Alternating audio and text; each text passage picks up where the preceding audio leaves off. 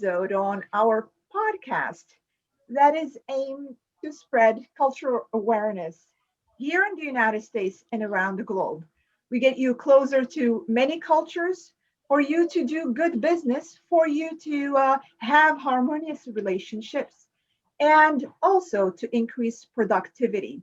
My name is Mona with Mona Lu International, and I do work with leaders and organizations that are seeking to enhance their cultural mindfulness so they can increase productivity, harmony, and team performance.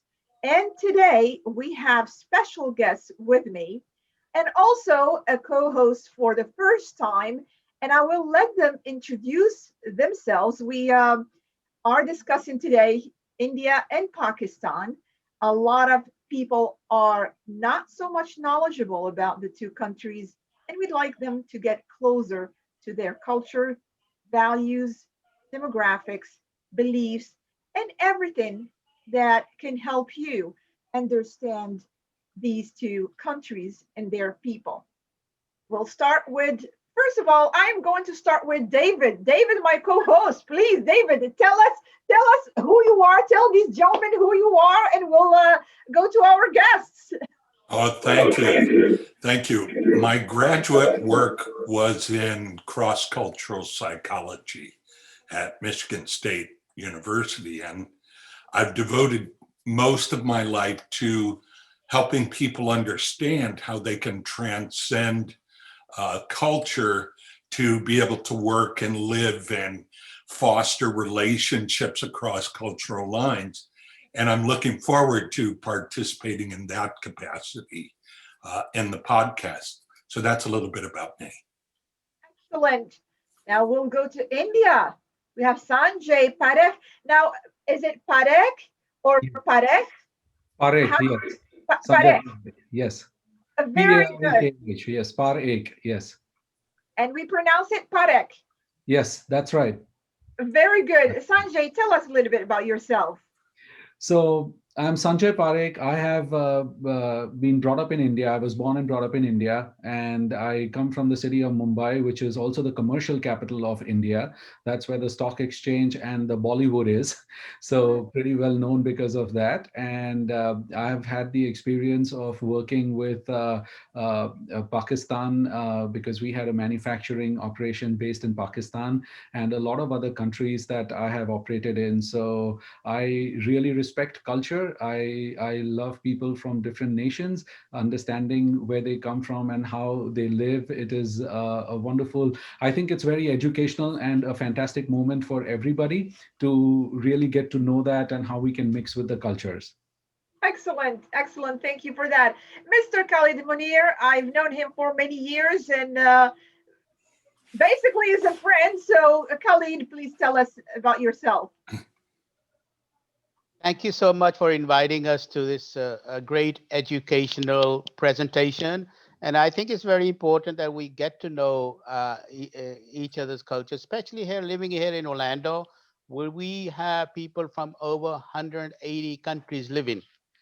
And where the new emphasis on diversity and inclusion, it's very important that we understand the cultures of as many of these people as possible, so that it facilitates us in our dealings with them, whether it's business, social, or any other way you interact with the people. So, I was born in Pakistan, in the city of Lahore, and I was very young, about 9 years old, when I moved to Britain, where I was educated.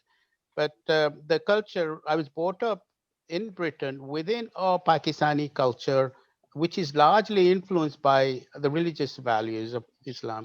Pakistan is basically an Islamic country, and it has a very diverse culture. It has a mixture culture, consists of over 13 different different nationalities. In other words, its culture has been shaped by by the surrounding countries. In other words, by its history, by its geography, and by its ethnicity. So its culture has been influenced by the Persians, the Arabs. It's been influenced by the Central Asia, South Asia, India, and a number of other countries in the area. Now, the influence of the Islam dates back to 700 AD, Mm-hmm. and it was ruled. India was basically one country, India and Pakistan, Mm-hmm. and the Muslim rules India for over 700 years, although the majority was the Hindus. Uh, so it's become a mixture of so many cultures. In other words, when you start talking about how is the relationships governed, family relationship, your business relationships in Pakistan, they are like in the Middle East, largely influenced by by religion. So if you are talking of disputes within a family or disputes concerning division of property, then the governing laws, Islamic laws, are the ones that take precedent over some of the other laws. Okay. Okay. That's great to know. That's great to know. Thank you. And you gave us actually more than what we expected here, because we will go back and discuss all of this. I know, and David, feel free to jump in whenever you'd like to. I feel, or at least it is my assumption, that there's sometimes a rivalry between India and Pakistan. Is that because of the historical facts, or is it because of the Kashmir situation? Again, in back in the region, not so much perhaps here. Is there such a thing that we can call a rivalry, or there is not? It's just in our head. Khalid, you could take the question. Yes, yes. I'll start with that. Uh, India and Pakistan, they were one country before 1947. It was under the British Empire. Then came the Second World War, and with the dismantling of the British Empire, the British promised India uh, to give the country independence if India helped them with a war effort, and they will if they would win the war. So that promise was kept because in 1947, the two countries were partitioned based on religious lines. The Muslim majority, they were afraid that because of the Muslim minority, rather, they were afraid with the Hindu majority that the political power will not be shared on an even basis. Mhm. So in came the two countries, India and Pakistan, which were divided on the religious lines. Muslim, they went to Pakistan, which at that time was split into two: East Pakistan, which eventually became Bangladesh, and Mhm. West Pakistan, as it used to be called then. So the territory of Kashmir was a disputed territory because the division of India and Pakistan was based on the population centers. So Mhm. if the areas which had a majority Muslim population Mhm. went to Pakistan, ones with the Hindu majority, they went to India. And that's how the two countries became independent. Now, the territory of Kashmir is a disputed one because in 1947, when the countries were split up, the Kashmir had a majority Muslim population, but the ruler at that time was a Hindu. So it was left as undisputed territory to be decided later on whether it should it should affiliate with India or in Pakistan. So it was in a semi-autonomous state. Now both countries have had dispute over Kashmir because that problem has not been solved yet, and is always a cause of friction for over three wars since 1947. So Okay. the problem is still there. It wasn't resolved in 1947, and that's why you hear about the dispute within the two countries. Okay. Okay. Let's. Any questions, David, on this topic, on this issue? I think it's interesting to note that the history and the culture of Pakistan is so much greater than its national history.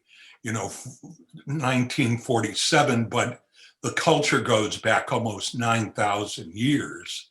And I think that a lot of Americans who are history and cultural ignorant, and I think I could say that because most Americans really don't even know their own history. So when it comes to understanding other cultures, especially India, Pakistan, which on the west borders on Iran and Afghanistan and has, like Khalid said, it about a 95, 98% Islamic majority.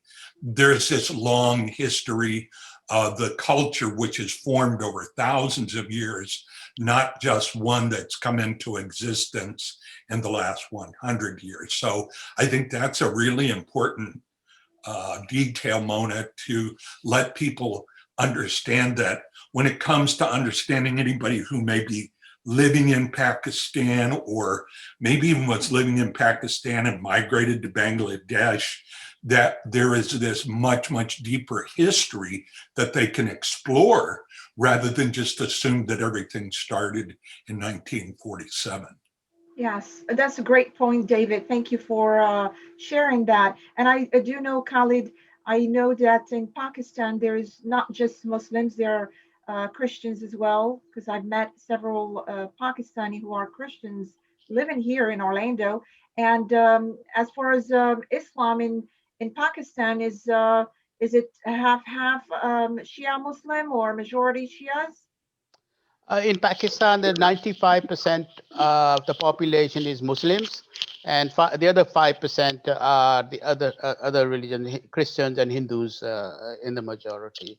Now, as far as the split is concerned between Shias and Sunnis, uh, out of those 90% of the Muslims are Sunnis in Pakistan. About 10% were regarded as Shias and other.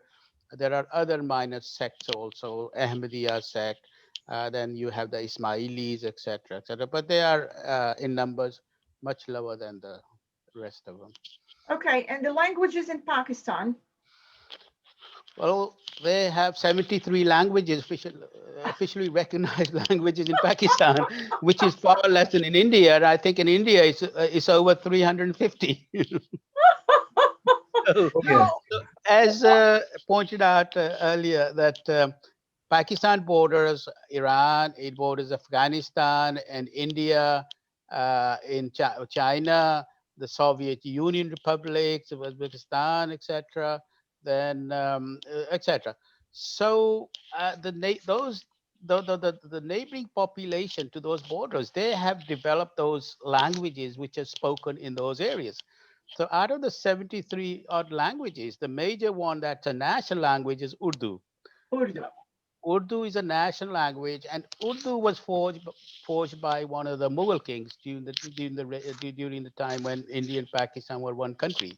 Uh-huh. One of the Mughal rulers of India, he Mhm. wanted a language that, because his army was a mixture of South Asians, Asians, Persians, Arabs, etc., he wanted a language which his whole common language that his whole army could understand.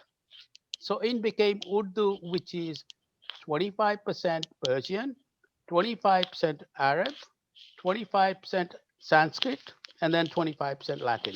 So that's how it became. If you read this in the Urdu script, you will notice its combination of alphabet is a combination of Arab and Persian.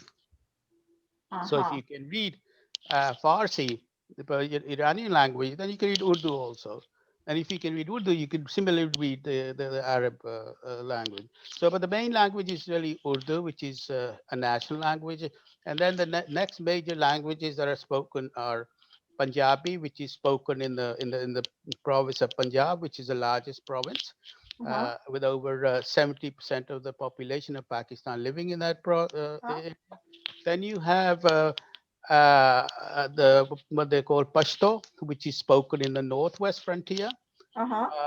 of the country, and then you have Sindhi, which is a region language, which is spoken in the region of in the province of Sindh, Okay. and then you have Pashtun, and then Farsi, and etc. etc. So it's a combination of a mixture of all the languages. But we joke about languages, and especially India, in India and Pakistan, that the number one language in India and Pakistan is really English.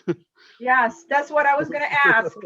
You can go to a small village in India and Pakistan, and you'll find somebody speaking English. Yes, and And I guess that's the language of business and diplomacy as well in Pakistan, right? yes, that's also the language. But the history of language is interesting in India and Pakistan.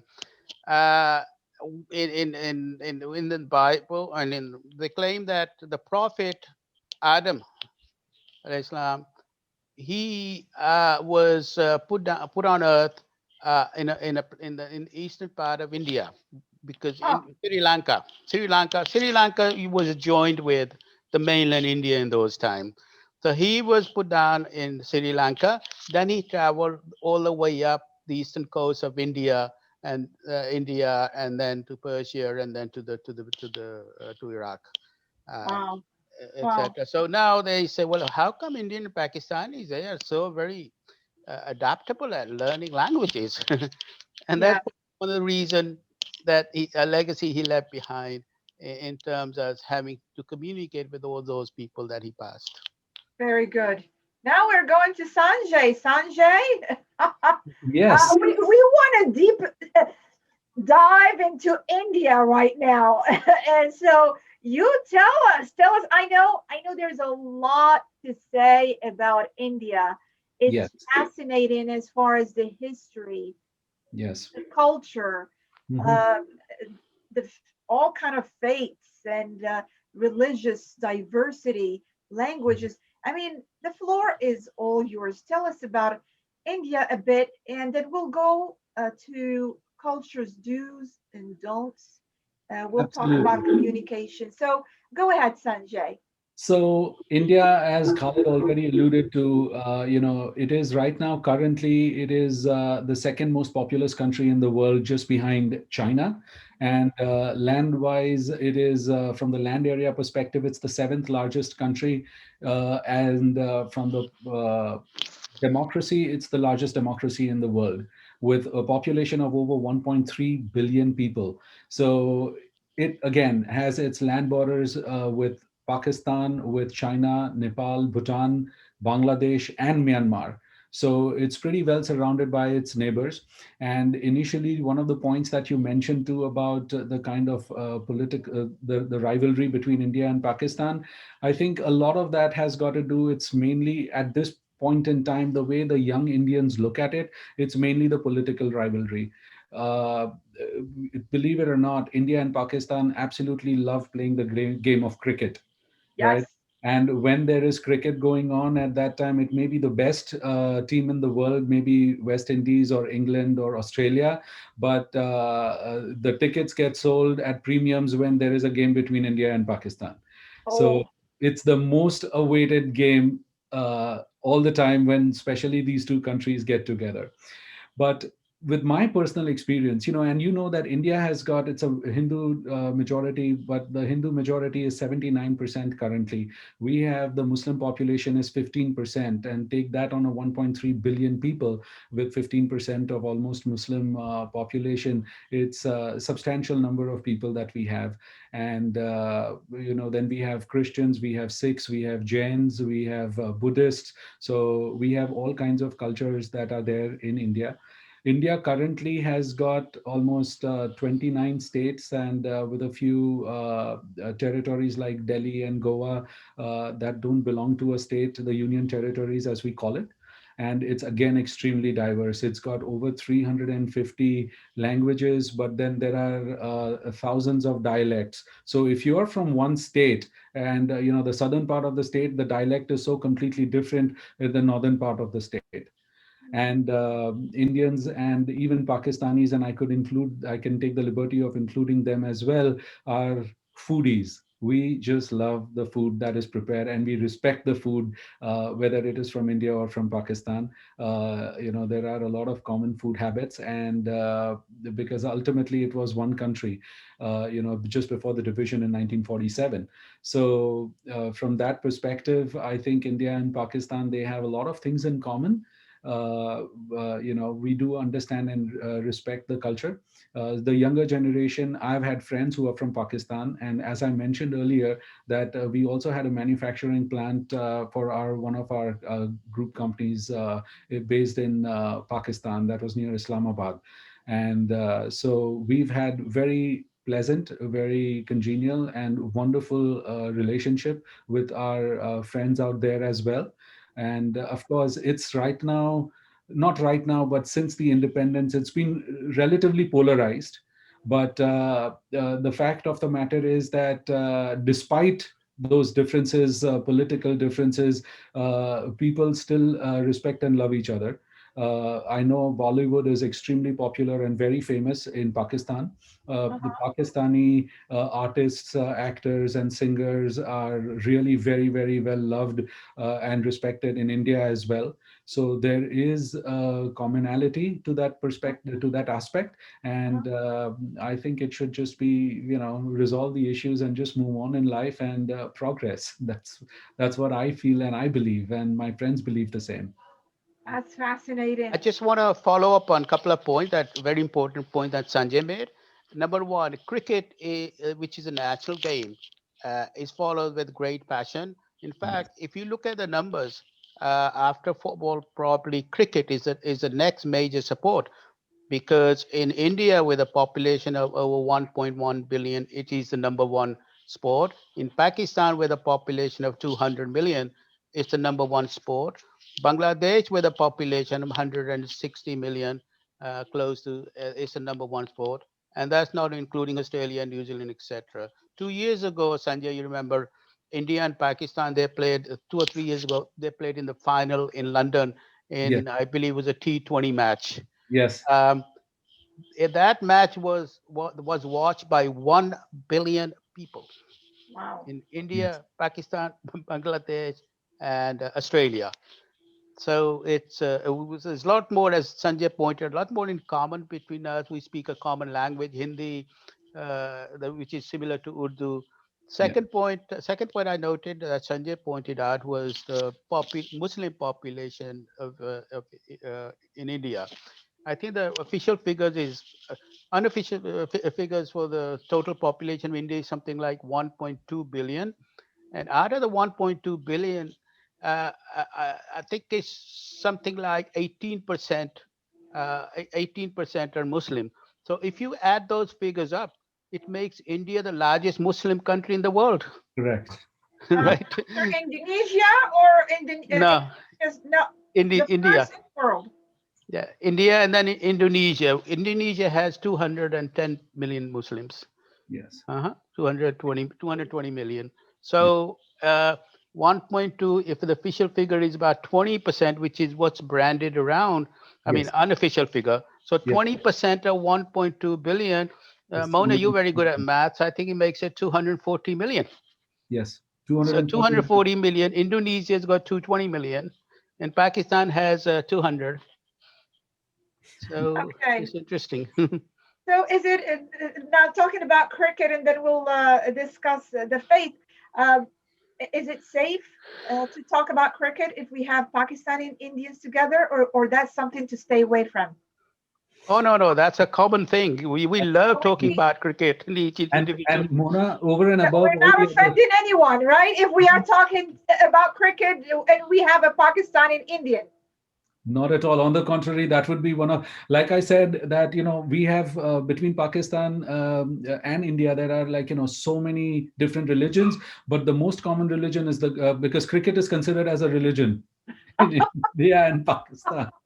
I mean, they play on the streets, whether it is anyone, there are fields, there are so many things. And I know for a fact, when I was in Mumbai, when I lived there at that time, when I was visiting some hotels, I very vividly remember that India and Pakistan, there was a game going on in the city of Mumbai, and the players were partying hard in the night together, all of them, Indians and the Pakistani players. They were together, and they were, enjoying themselves and having a great gala party. Very So nice. the Oh yes, absolutely. And I remember Sachin Tendulkar, who is one of he's considered as the god of cricket. When he had taken Shoaib Akhtar, his Pakistani colleague, for a drive in his new vehicle that he had got, and when they went to Pakistan to play a game several years ago, they were equally well treated. So there is, we want to focus on the nice. Feelings that people do still have. And that's Okay. what I believe in, So Very those are good. the kinds of things that I have been witness to, and we've appreciated that a lot. Well, Maybe Absolutely. it's okay right to now, talk. right now, the Prime Minister of Pakistan is an ex cricketer, captain of Yes, the World Cup winning team for Pakistan, yes. Oh, right? David, you Imran were going Khan. to say Imran something. Khan. Yes, the Imran Khan. And then let me just point out something follow up on Sanjay's point about cricket and the friendliness that comes with it. Uh, Back in the 1980s, when we had General Muhammad Zia as a military ruler of Pakistan, Uh-huh. India and Pakistan were about on the verge of a war. And then they were on the verge of a major confrontation, and both were nuclear powers. Pakistan, but they were not declared nuclear power. They hadn't declared their nuclear. That was in 1997. So there was a threat of a war between the two countries, and there was a match going on between India and Pakistan, in being played in India. So the Pakistan president, he flew in to see that match just as a spectator, and then because of the protocol, Rajiv Gandhi, who was a prime minister then, he had to go and meet him as a protocol as a president of Pakistan, although it was not an official visit. So they had a little conversation, and the Pakistan president told him, "Look, we have nuclear. You have nuclear. It's going to be disaster. Let's go back." Mhm. And that actually attendance of the cricket match resulted in a war being averted. Wow. So it's interesting to see how sports can contribute to wars and peace. I mean, if you follow the soccer, Colombia and I believe its neighboring country actually went to war over a football game. One claimed that the other cheated on. So Yeah. here is a great example of how sports can be used for peaceful purposes. David, you had something to say?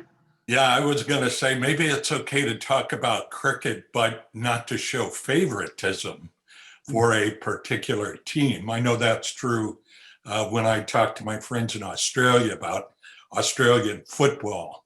It's okay to talk about the sport, but, it can be very divisive.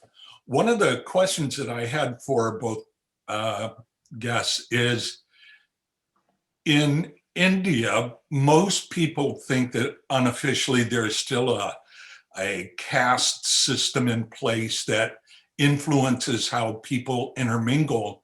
And yet in Pakistan, it is mostly a caste free country, probably because of the major influence of Islam. But I'd like to hear um, from both individuals how they perceive that to be an issue in how people interact within the country as well as foreigners when they come in to interact. So, yes, you are right. Caste system is prevalent in India. There is a lot of differentiation, and this was like back in the day, about hundreds of years ago, when there were certain castes that were considered more superior than certain different castes, and low menial jobs were meant and reserved for certain castes. So there was differentiation, and that has been prevalent and is still, from the political aspect, sometimes being brought up by certain politicians just so that they can have their the divide and rule, or they can have try to get their brownie points by trying to appeal to a particular section of the society. But that has been having a lot of implications as well during the reigns of certain prime ministers in the 80s and 90s. They have tried to touch on that caste system, which has exploded and has not been very well appreciated by people. It's quite easy to sometimes influence a big political figure can influence the majority of people within that caste to have an outburst of some kind or revolt and protest.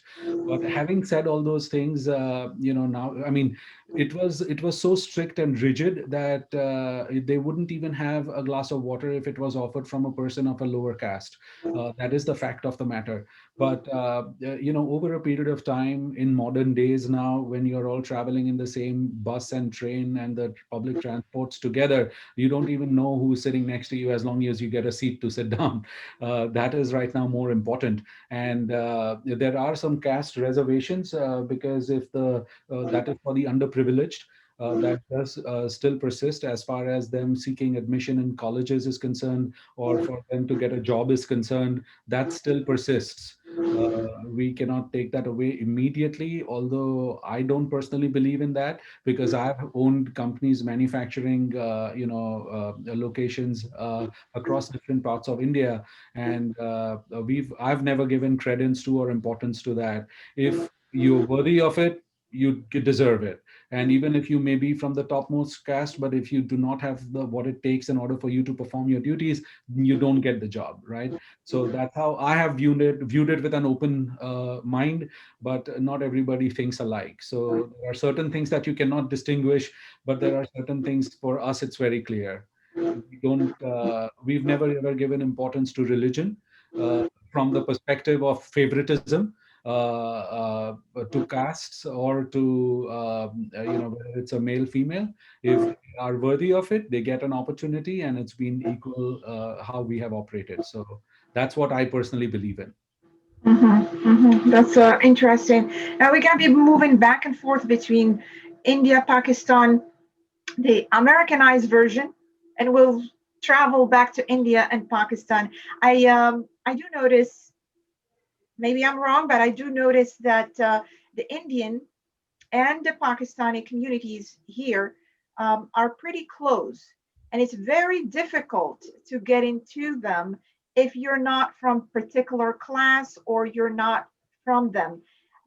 Can you tell us a bit about that? Why is it still operating under the caste system, or is just they want to be uh, by themselves and they choose who can be within that community? So, Khalid, you want to take that question? Um, as far as Pakistanis are concerned, Sanjay was talking about the caste system, but in Pakistan, the equality of people there is no caste system. The equality is really the equality is based on Islam and its values. If you remember, Mona, that Prophet Muhammad Sallallahu Alaihi Wasallam, his closest companion was Hazrat Bilal, who was an African slave that he was freed. But there again, you always get discrimination in some form. So in Pakistan, it's based on regionalism. It's more of a regionalism separation rather than any kind of caste system. You know, you've got the Punjabis who dominate politics, who dominate because of their vast numbers, the population numbers in that particular area. Then you have the Sindhis. They tend to be very regional minded also, and they tend to support their own Sindhi speaking people in a lot of the professions, etc. So there is no caste system, but it's based on more of a social class and regionalism in Pakistan. And as I pointed out earlier, it's based on the religious values. Religion dictates everything, most of the things, from your social relationship with people, from your family relationship, for your relationship with the government, etc. Because a lot of the laws are based on Islamic laws. Now, your point about how here in living in Central Florida, you know, you said you noticed that they tend to be very isolated here again, it's as far as the Pakistani community is concerned, they all have they're all together.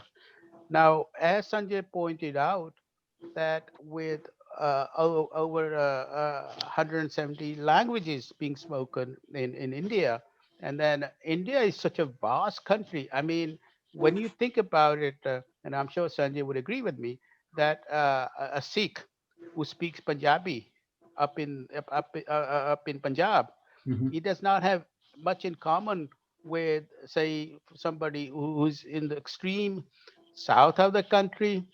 They don't have a common languages. They don't have a common culture. They even the food, etc., is totally different. When I go to my Punjabi friends and when I go to my Malbari friends, it's very different. So that people feel very comfortable when they're within their own little groups, and that's true with everybody. You know, uh, so in that sense, I noticed that I belong to a lot of the Indian organizations here in India, Indian American Chamber of Commerce, et cetera, and they're professional organizations, but then they have their own little organization where they feel comfortable because they can promote their own regional culture as well as the national culture. So it's there's no hard and fast rule about that. It all varies from place to place. Mm, Also, okay. that, to just add to Khalid's point, we do have, as far as India is concerned, there are people who are from the southern part of the country, and there are different people. So they have their own. Like, if there is somebody from the city of Hyderabad, and just to give you that, the state is Telangana, so they speak the language called Telugu. So there is a Telugu association where all the Telugu speaking people from that region are a member of that association, where they do the cultural events, programs. They speak a completely different language, and I wouldn't be able to understand a word of that language. For me, it would be like a foreign language, because I cannot understand anything. That's why we have Hindi, which is a national language, which unites everybody, because everybody does manage to, during the schooling and education, English and Hindi is one of the most common languages that is there, and then you have regional languages. So we have another from the western part of the country is called Gujarati, which I'm actually from that part. So there is a Gujarati community, also a Gujarati association in Central Florida. There are Maharashtra is another state, so they have the Marathi speaking language, so they have their own association. Likewise, the point I'm making is that we there are different associations from the eastern part of the country. They speak Bengali, and so there is a Bengali association. So that's how they actually regionalize. But then we could have friends who would be a Bengali or a Telugu or a Gujarati, as a group, personal group of friends, neighbors, business associates. That is different. But then there are certain different cultural things, because the food is different, the language is different, the way they are raised and brought up is different. So there are those differences that we notice. Yes.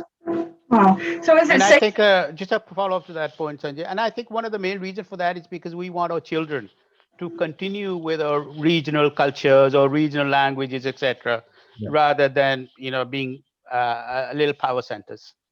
Yes. Very interesting. So is it based on what you just said, it's safe to say it's better to understand the regional culture of Pakistan and India before you try to do business with them, or at least try to get involved in one of their chambers, because it's not national culture, it's more of a regional.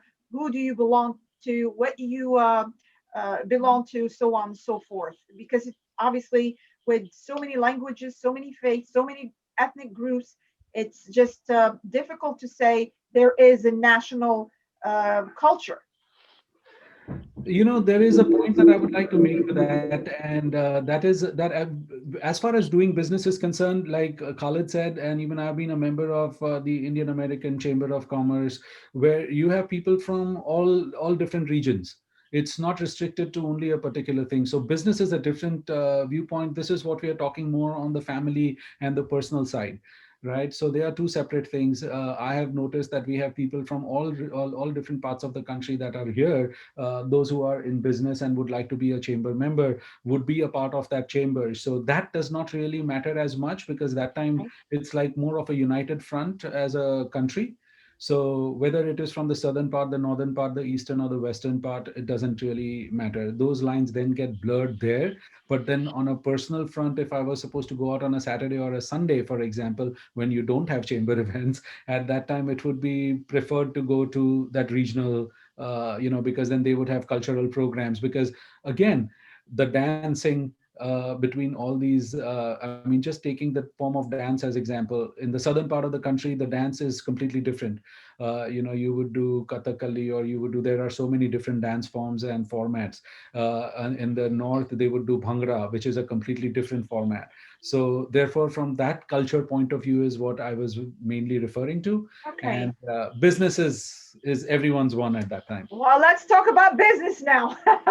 How do we do business with Indians? Topics we should avoid, topics we can talk about, how to approach them, the communication style. What do we do to win their business and remain respectful of who they are, their religious background, and their culture? So, as far as India is concerned, is what I can tell you, because I was actually also in my the company that I had earlier. I was we had operations in 24 countries across the world. So, we I understand right from different countries of how they view other countries and how they work. So more of a global citizen perspective is what I can share with you. Is that as far as India is concerned, they are very much business oriented as well. There is very little that really, there are things, and this could be again personal, but there are very little things that really offend somebody as far as that is concerned. So it is relatively easy to do business Mhm. with Indians. Yes, times have changed, people have evolved. Now the world is a much smaller place by virtue of all these virtual meetings, and people do understand the education getting better, the people traveling across the borders, making it easier for them to understand the business culture, the work culture, and things like that. So I think that it is very flexible. To say it in different, in simple words, flexible, open-minded people. They would be happy to do business. They would be happy to either sell or to buy. It all depends on how and who it is and how they are benefited. One thing is that they are all price conscious, so they would want I to make was gonna say that. Yes. They're hagglers and yes. really difficult to negotiate with. So tell us this, how can we win negotiations with Indians? We have been trained by our grandparents to haggle and to negotiate. and, and it's okay. It's part of the culture. It's part of the culture. So Exactly. you could, So you're just telling me I just have to keep going back and forth, or what do I do? And you come up with something that is really good. And at this point in time, I'm currently also a management consultant, and I help businesses. So I like to tell them now things differently after having had over 30 years of business experience globally. Is I tell them that you show the value, and price is not an issue. Price is an issue Well when said. there is no value seen. Yeah, well said. In my real estate business, some of the Indian clients, they tell me, Mona, that's your price. What is my mm, price? Yes. Yes. It seems like it's your price. What is my price? Mm. So what about yeah, Pakistan, Khalid? How do we do business with Pakistanis? Things we should avoid, things we should not get involved into, and as far as basically respecting the Pakistani being. right. Now, we've been talking about culture before this, Mona, and culture is basically food, clothing, and clothes and music. What makes a culture? So now, as far as doing business with Pakistan, etc., I'm glad you have this program because this kind of program is needed in order to educate your audience on an issue which is very important, and that is that wars are not the only way. to teach Americans geography. In other words, they all know about Vietnam, and they know about Somalia, and they know about Iran and Korea. And yet, when some of my clients approach me, oh, well, you're from Pakistan. Is that in Africa or South America? Wow. So, so the first thing, if you are going to do business with Pakistan or any other country, is to educate yourself on the basics. There's nothing more embarrassing than telling me that, oh, you're from Pakistan. Is that in Africa or South America? And that's happened to me many times. So on the other day, I said I'm from Pakistan, and I'm also the president of the Asian American Chamber. And they said, is Asia in Pakistan also? So I think educating is very important to save you self embarrassment on these simple facts. So Right. in this program, we have clarified with Sanjay a lot of points. Pakistan is majority is Muslims. India is majority Hindus. So to tell me somebody who meets me on a first occasion and say, oh, so you're from Pakistan, so you must be a Hindu. Or tell Sanjay, oh, you're from India and you must be a Muslim. Educate yourself on these basic facts. And also be very aware of of your titles, because titles are very important, like in the Middle East culture. Hmm. For example, I used to travel to the Middle East, and I didn't notice, but I had on, you being in the real estate business, Mona, on my card it had my name, and underneath it had the word broker. Then I realized, hey, that's a derogatory title. Broker, it means a pimp. So I changed it to president of the company. So when you have your business cards and you're dealing with people from overseas, make sure you have a proper title, because the first thing they look at, especially when you're dealing with Chinese and the South Asian people, they look at your title, who you are. So Yeah, right. so instead of having a realtor, for example, you can put yourself as a sales specialist, Or customer consultant. residential, etc. That's much more great. So basically, one thing that I would like to leave with the viewers is that whichever country you're dealing with, educate yourself about the country, about its people, about its religion, the basic facts, and also get to know who the president of the country is, who's the prime minister of the country. I remember years ago, I traveled to Dubai all the time, and I took a client of mine from here in Orlando to Dubai with me. And then in the Middle East, you especially in the Gulf countries, you always have picture of the ruler, Hmm. ruler or the previous ruler, Sheikh Zayed bin Zayed, or you have Sheikh Mohammed bin Maktoum. Sheikh Mohammed in Dubai. So it's very embarrassing when you are sitting in the car with your host in Dubai, and the guy's looking around and saying, "Hey, who's that guy over there? Why has he got so many pictures? Who's this guy?" So please get to know one or two most important people in that country when you're visiting. So Yes. that's and then also, if we want to do business here in Central Florida, we have the American Pakistani Chamber of Commerce of Central Florida. We have branches in Pakistan also, so we can help you to deal. If you're visiting Pakistan for business, we can give you the basic fact. We can sit down with you, provide you the services, etc., so that you are not totally ignorant of the culture, of the business practices, and the people you're going to be dealing with.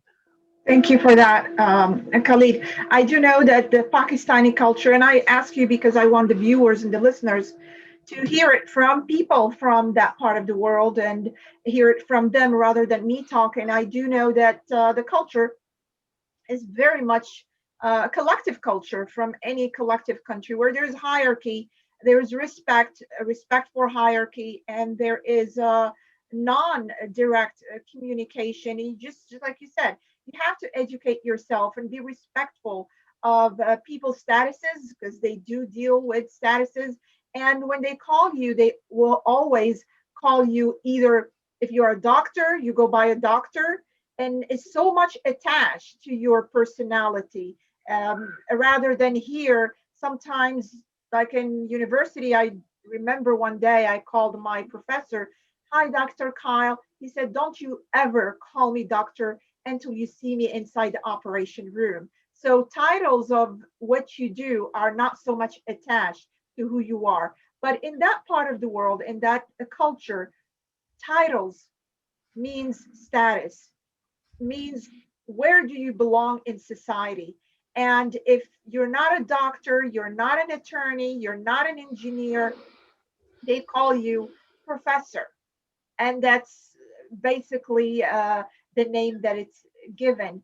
I let David ask any question he has, and I just want to share something real quick of what you said, and I can relate to that. I am from Morocco, and when I came here, I was so surprised, shocked at the level of awareness, at the level of ignorance. And I was asked the question, "Where are you from?"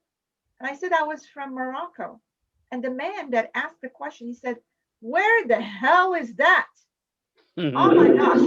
And it's like, it's just like he smacked me on the face. Number one, it's so rude to be in my culture. It's so rude to respond that way.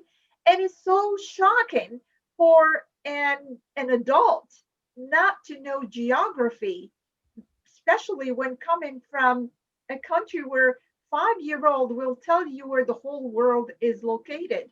So that's something that people have to be aware of.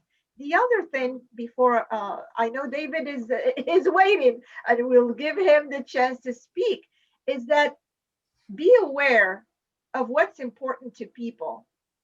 And I'll give an example. Just happened a couple of days ago. I was talking to a customer on Thursday. We communicated on Thursday. We communicated yesterday morning, and we were ready to do business.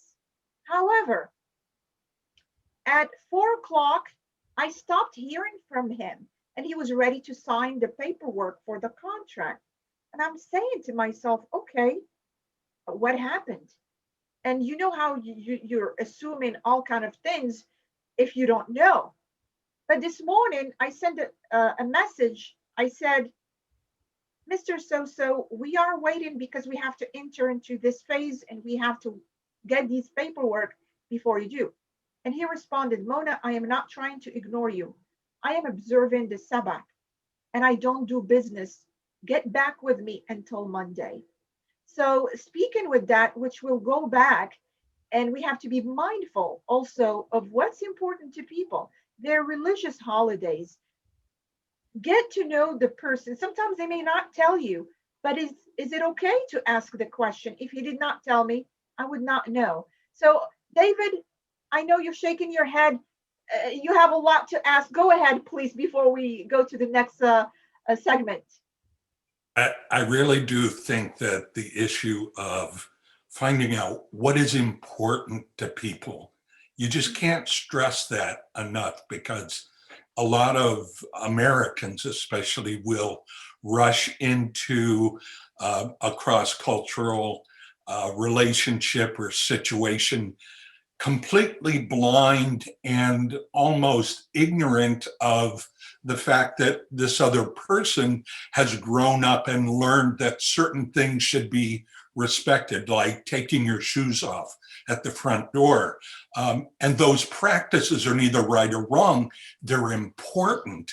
And it's this understanding that what really makes us unique as a species, as human beings, is the ability to recognize that other people have learned that there are things that are important to them. And the way that we demonstrate our respect and love for them is that we want to find out what's important so that we too can be respectful. That leads me to the question on humor.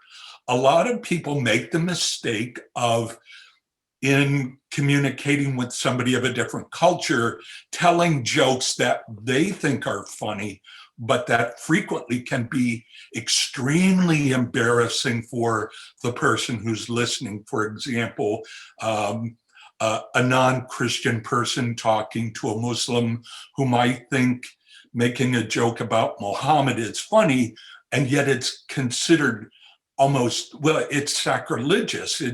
It's one of those things that you should just never do because it's important to the person. And if it's important, it deserves a place of sacredness. So I'd like to hear both Khalid and Sanjay talk about humor and how humor is different in their dealings. Sanjay, you go first. Huh? Yeah, sure. So, I'll just jump into that, but there was just one point that I wanted to circle back on what we were just talking earlier. And if I may take a minute just saying something. Uh, some things like, when you're addressing a person, especially in a country like India, and I'm pretty sure with Pakistan to an extent too, that if you say to somebody, you respect somebody by calling them Mr. So and so, Mr. Parekh or Mr. Munir, that would be more respectful.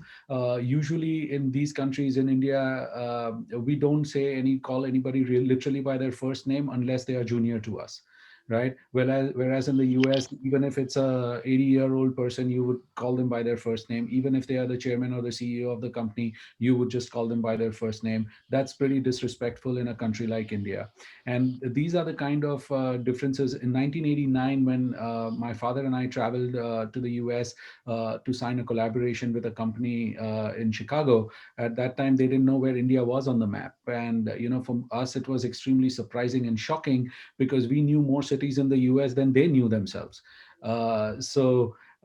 And talking again about the culture and what is respectful, uh, I vividly remember I was in China once visiting a company, and out of respect, when they treat you out, the father of the gentleman who was taking us out for dinner, he came around the table and he offered everybody a cigarette, and I could feel that cigarette was very expensive, and he wanted to take good care of us. And because I don't smoke, so I respectfully declined. I said, thank you very much, I don't smoke. And he went around the room, and my colleague told me, he said, Sanjay, did you know what you have done?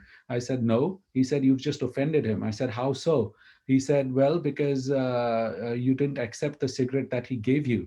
I said, well, because I don't smoke and I didn't want him to waste an expensive cigarette. So I said that I don't smoke, thank you. He said, he doesn't care if you smoke or not, but he wants you to have it because he's given it to you. So you cannot refuse him. There are so many kinds of things. And what Khalid already mentioned earlier, that just knowing about what are the things that can be liked and disliked by people can go a long way. Like when you go to Japan, when we used to do business in Japan, at that time, calling everybody referring after their name, calling them san, is very respectful. Masashi san, or those kinds of things, is very respectful. Likewise, all countries have it. And that's where I was just thinking of vividly those examples. I thought I'll bring it up. To come to your point, as far as humor is concerned, again, I think humor, when it comes to the don'ts of the humor, would be when you are again talking about culture, about religion, because these things are so sacrosanct to the individuals that they are not comfortable doing that. And that is something that's a strict no. There are a lot of things in the US that one can just get away with, which would not be very well received in India or with the Indian community. When you're making a joke, just some time ago, there was on Amazon, there was, it was a very big story that became it blew out of proportion in India, when the sacred god of India, when they had put the picture of that on a doormat. That was extremely disrespectful. The flag, you just don't wear the flag like it is worn sometimes in different forms. In the United States, you could wear a shirt, or you could wear even your shorts could be like that of an American flag, and it's perfectly okay. But that is not okay in the Indian community. They don't respect that. And Amazon had to take that product off, and they had to apologize to the community that I'm sorry, we did not mean to offend you. So I think those are the things that are more touchy. Other than that, I think humor is pretty well accepted, well received, and making a joke of a political leader would not be as offensive, probably because everybody does mimicry. They would mimic them and things like that. So that's pretty okay. That I think we can get away with. Yeah, just a follow up to a couple of points that Sanjay mentioned. That in India and Pakistan, we are brought up to respect our elders. Yes. And even if they, we'll use words like Sheikh and uh, uh, Sheikh or Malik Saab and stuff like that. And that is a tradition that has been carried on since the British time, because that's the way they used to be addressed, the British officers, etc. And so it's very important. It's also very important that when if there's a family that's coming to do business with you, is not to ignore the person that's their father or their father-in-law or an elder person, just thinking like we do here that he's not really the decision maker. It's probably we think that the decision makers are probably the two people we're showing a house to, the younger couple. Well, that's not the case, because the decision maker in the end will be that their father or their father-in-law, whoever that elder person is, and that's very important. Also, if you are really dealing with, say, a chairman or a CEO of a major company, and they're coming to visit you in your office, make sure you take some advice from somebody, call somebody to your office, and just tell them to have a look around. There's nothing offensive. And I'll give you an example of this. Back in the 80s, when I was in investment banking, I was trying to do a deal between a Middle East group and an investment bank in London. Well, I went to visit the investment banker who happened to be the chairman of a major bank, investment bank, and I saw that he had a rug on his floor with the names of the Prophet Muhammad, and people were stepping on it. And I said to, well, this is not right. In fact, what it was, those pieces are to be hung on the wall and not to be used as doormat and stuff like that. But nobody ever pointed that to him. I had to point that out before the CEOs of these other companies came to visit him. I said, look, they're going to walk in, they're going to walk out again if you don't do that. So there are these little things that matter, but they can be your deal breakers. Mhm. As far as humor is concerned, I mean, as Sanjay pointed out, it's a no-no in any kind of initial meeting and so on. I'd rather spend more time in understanding the culture of that person. For example, and don't assume anything, and don't try and be smart. I mean, a number of times I've had people come to me, come to me and say, "Namaste." Oh, you're from India, huh? Namaste. Well, namaste is used in India. I mean, I use it to greet my Indian friends also, but I'm in a different situation. In Pakistan, we use salam alaikum. And I'm sure Sanjay has the same issue sometimes, using greeting words which are not really used in India, but somewhere in the Middle East, etc. So trying to understand the, the person's culture, his country is very, very important. And, jokes initially concerning anybody is no, because you never know who that person is related to the politician you're making the joke of, etc., etc. And in a word, really, Mona, it's a formal culture compared to the U.S., where it's informal culture. Mhm. So until you build up that relationship, then you have to be formal with your clients. Yeah, yeah. And I will add to both Sanjay and Khalid. I mean, humor, if you are going to make a joke on yourself, but not others. And at the same time, if I am an outsider, for example, yes, I do understand if both Indians are joking about their politicians and making fun of them, I, as an outsider, cannot do the same. So coming into an environment where two Indians are talking, and I am barging in, trying to connect with them and say the same thing and start making fun of their religious leaders or politician is a no-no. Let Yes. them do the work. I say remain respectful. Don't get involved in those jokes at all, just to be safe. Now, next thing, and we're gonna wrap it up so soon. I am enjoying this conversation, and I don't want it to end, but we have to say goodbye at one point. How do we resolve conflict? Let's say we have a misunderstanding. Um, do we save face, don't say anything, or we take somebody aside and talk to him privately? I know that we cannot just give feedback in the middle of a table where there are people. How, what is the best way to solve conflicts if we are with Indians and Pakistanis? Khalid? Well, the we it depends what the conflict is about and who is involved in the conflict. I mean, I'm a very cool person. I listen to the other person and try to resolve a conflict between ourselves. Conflict is always about money, which is the main thing, etc. You know, being in the real estate business, we're always having conflict with our fellow realtors on issues, etc.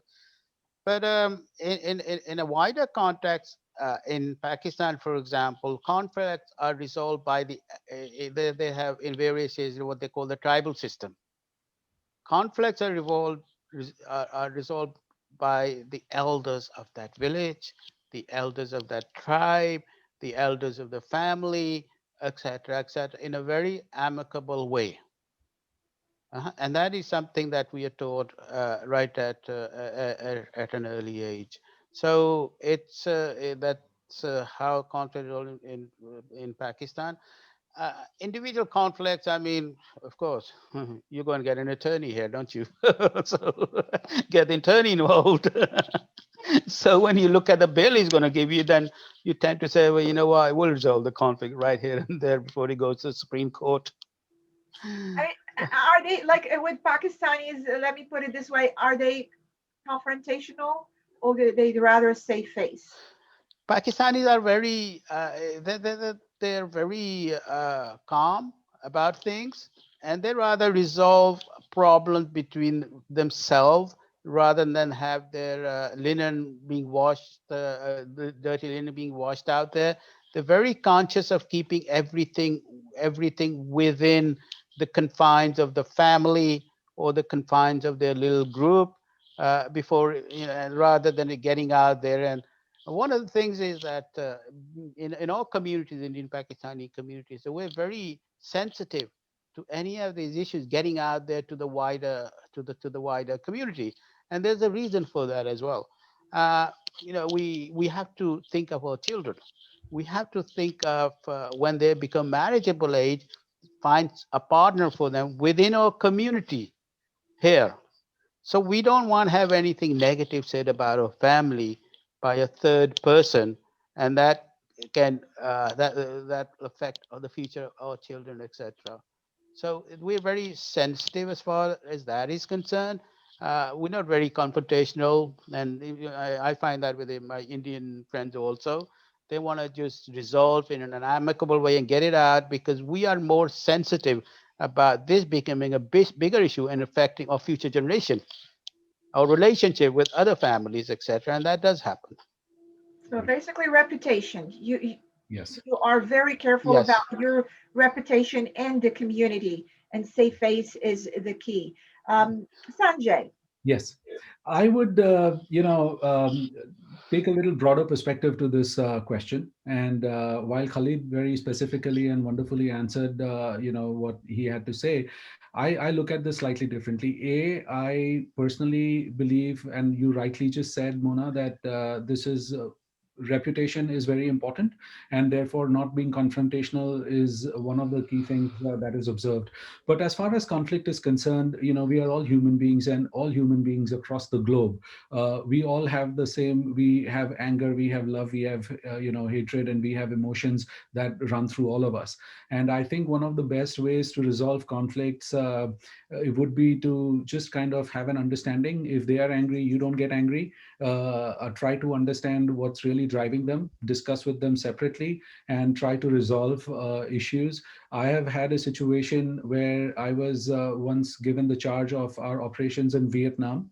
We had operations in Vietnam, and that was my day one. I land in the morning and I go to the plant, and I'm given to understand that the entire factory of 250 people, workers, had gone on a strike because I had taken charge, and the general manager was removed prior to me going in. So the 250 people went on a strike.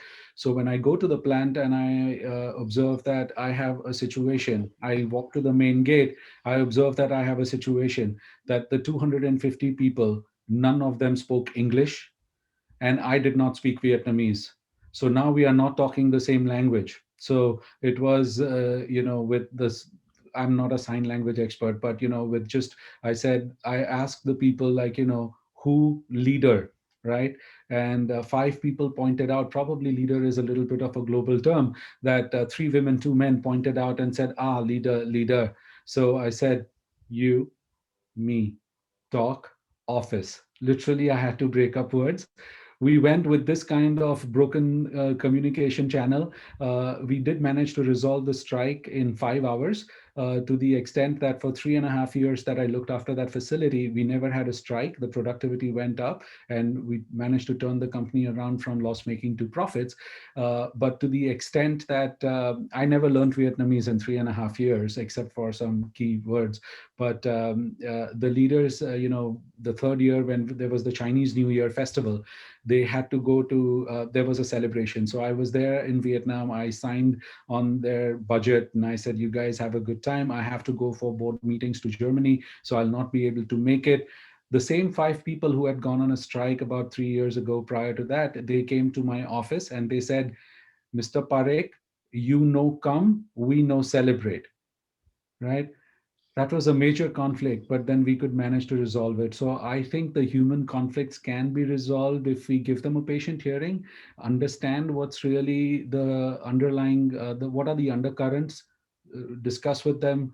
And I'm sure if both sides want, any conflict can be resolved. I think in a word is communications. Exactly. Communication. Improved and simplified communication. And Hmm. also listening as well. Uh, Mhm. Ask question, try to find out what it is, and listen. And I Not say this, I say this, that don't hear, listen. listen. That's very Yeah. correct. We are, I guess, past our time. Oh my gosh, we have to do this again. Thank you so much, David. The last word will be yours, and then we'll add this episode for today. Thank you. I really like Sanjay. You need to listen, not hear. Uh, there's a neurologist in America. Her name is Luann Brizendine, and she wrote a book called The Female Brain.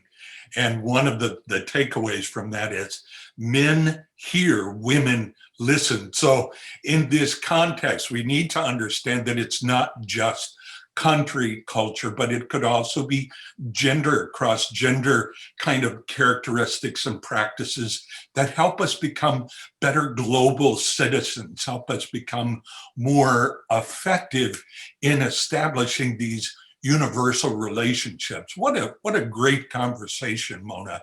Sanjay, Khalid, thank you very much for letting me be a part of this discussion. Thank Thank you you so much both. for having us. We are Thank, honored. Thank you, Mona, for thank having you. us. One last thing. Where can people find you if they'd like to reach out to you for more about Indian communities here in Orlando or around the United States, and for Pakistanis as well? Absolutely. So as far as I'm concerned, I have my website, Amson Consulting, Uh-huh. AMSON consulting.com. Mhm. They can reach out to me on that. And I'm based in Orlando, Central Florida. I would love to connect with people. And my email ID would be sanjay@amsonconsulting.com. Very good. What about you, Khalid? I'm here based here in Orlando, Florida. I can be reached at my email, which is munek4 at aol.com. Or if you just Google my name, you'll find me on the first four pages. First four pages belong to me. Okay. Well, thank you so much again. You've been so kind and generous with your information. We will do this again. And until next time, stay connected, find out about people, and ask questions and just be respectful. So I wish you a very happy weekend and blessings and goodbye.